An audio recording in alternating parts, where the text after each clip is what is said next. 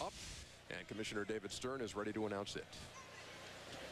Sixth pick in the 2000 NBA Draft, the Atlanta Hawks select DeMarr Johnson of the University of Cincinnati. And you can make that 5 underclassmen in a row. DeMarr Johnson coming out after his freshman campaign with the Bearcats, Conference USA All-Freshman Team and the Freshman Player of the Year, scoring nearly 13 points per game. And he's taken by the Atlanta Hawks. And while I've got a chance in the Atlanta Hawks situation here, one of their longtime scouts is Gary Wertman, who cannot be here tonight. His son Brock is at the Atlanta table tonight, working the phones as they pick DeMarr Johnson. And Gary Wertman has some serious health issues going on right now. Our prayers are with him and his wife Angie. Not only is Gary a great evaluator of talent, he is a gentleman in every respect. We wish him well tonight. They take DeMarr Johnson with the number 6 pick in the first round. John? Well, you know, this kid, I've seen him play also ever since he was a kid. You point to the position on offense and he'll almost play it. Really, as he gets older and stronger, I wouldn't be surprised if he wouldn't go into the front court and play a little front court. But he can handle the ball extremely well. He can shoot the ball extremely well, and he can hit the open player. As I said, any way you point to on offense, he can play it. Needs to improve a little bit more defensively and rebounding. Well, what I like for the Hawks, they had to make a decision. What are you going to do with Jimmy Johnson? Are you going to play him as a small forward or a 2-guard? You also have Dion Glover. So by taking Johnson, you have a player who can give you a small forward position or a 2-guard. You know he can post up. He's a great catch-and-shoot guy, and he shot a very high percentage from the floor as well as in threes. And I'm like John. As his body develops, he's still a young man. He could solidly move into that front court with ease. DeMarr Johnson, a good fit for the Atlanta Hawks, huh? Yeah, I think so. He's very similar to Mike Miller, but Mike Miller's a little bit stronger. His body's a little bit more developed. And I think they're the same type of players, and if they could go flip-flop, they can shoot the long-range shot as well as beat you off the dribble. And his best years are definitely ahead of him as his athleticism even increases as his body gets stronger. He's hanging out down there with Craig Sager. You know, these players not only want to meet the commissioner, they want to hang with Craig. Go ahead.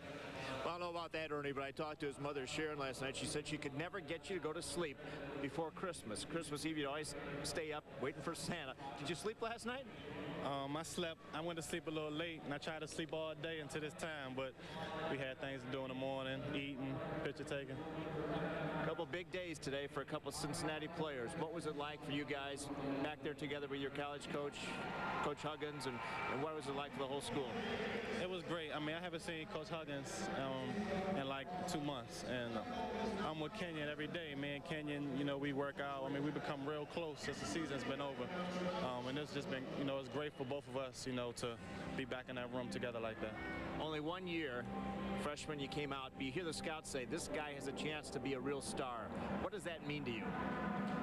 I mean, I got expectations, you know, from people. I got to work hard. I got to try to become the best player I can. You think you'll sleep tonight? Yeah, I sleep tonight. All right, congratulations. Let's go back to Ernie.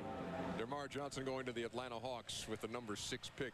You know, if you were with us as we began the draft segment of the show, we asked the top 5 selections of Rick Majerus and Peter Vesey and Kenny Smith, and the results are in now. There are the actual selections, and there are the selections that these guys said would happen. So I guess Rick Majerus is our champion. This is an emotional time for us, Rick. We have some lovely parting gifts in the home version of our game for you. Thank you for stopping by. No, that's wonderful. What do you make of this DeMarr Johnson situation? You like it? Here's something interesting in light of Kenyon Martin's being drafted. 43 players in the NBA are now younger than Kenyon Martin. And I bring that up at this time because DeMarr Johnson's his teammate and a freshman in college. That is 5 straight underclassmen chosen here in the first round of the draft after Kenyon Martin's selection. The Chicago Bulls are up next. Let's check in again with the Czar up there in Chicago. Now, where do they go? I don't think there's any question that they need big people. They need size. The name here that everybody thought they might take at number 4 was Mihm. The alternative to that is Joel Prisbilla. So expect a big player taken at number 7. All right, thank you, Mike. Chris Mihm, of course, is the big fella out of Texas, and Joel Prisbilla out of Minnesota had dropped out of school here, and we'll see what kind of reaction when he does get when he is named here eventually in the draft of the year 2000. If you're the Chicago Bulls, you've heard from what Mike had to say, Hubie. What's your thinking? Yeah, I think that last year Ron Artest put up his best numbers when he played at the 2-guard position. When they played him at small forward, he had difficulty. So right now, if they keep Pfizer, you have Brand, you have Pfizer at the forward positions. You can move Artest back to 2. Now, this is without signing a free agent. So right now, you know they do not have a player at the center position, not one. So I think it will be difficult for them to go away from that unless their evaluation is that they do not feel that either of the centers that are remaining can step in and begin to start. The Chicago Bulls with their second pick of the first round, and their time is up.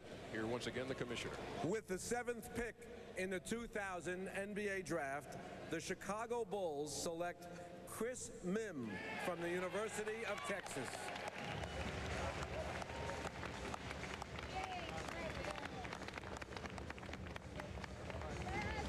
Chris Mihm, just the second Texas Longhorn to post back-to-back 300 rebound seasons. LaSalle Thompson was the other.